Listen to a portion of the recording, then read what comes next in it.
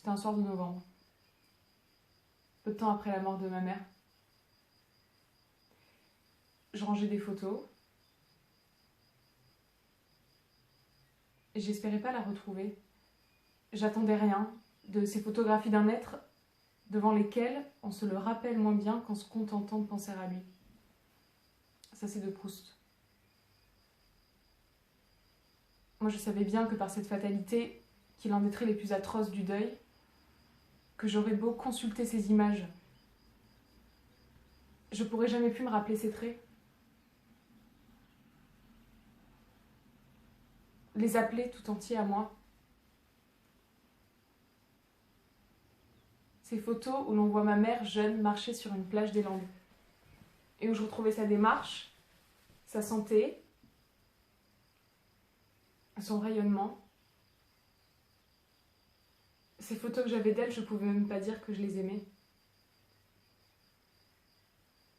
Je me mettais pas à les contempler, je ne m'abîmais pas en elles. Je les égrenais, mais aucune ne me paraissait vraiment bonne. Ni performance photographique, ni résurrection vive du visage aimé. Si je venais un jour à les montrer à des amis, je pouvais douter qu'elles leur parlent. Et voici que commençait à naître la question essentielle.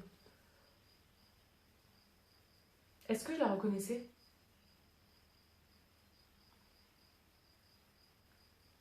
Au gré de ces photos, parfois, je retrouvais une région de son visage, tel rapport du nez et du front, le mouvement de ses bras, de ses mains. Mais je la reconnaissais jamais que par morceaux.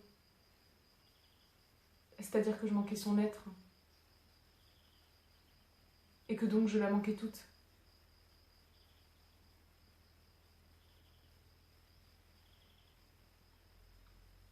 Dire devant telle photo, c'est presque elle. Mais t'es plus déchirant que de dire devant telle autre, ce n'est pas du tout elle.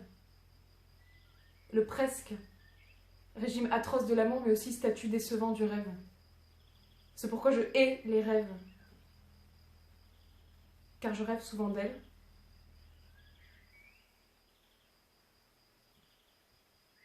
Je ne rêve que d'elle.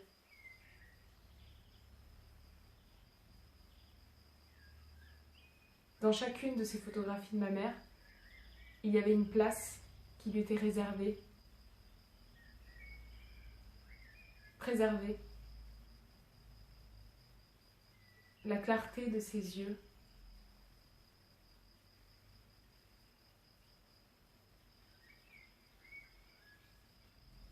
et puis si imparfaites fussent-elles, chacune de ces photographies manifestait le sentiment juste que ma mère avait dû éprouver chaque fois qu'elle s'était laissée photographier.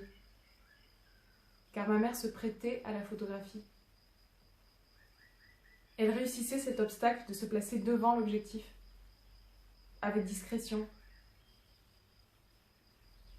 Elle ne se débattait pas avec son image comme je le fais avec la mienne. Elle ne se supposait pas.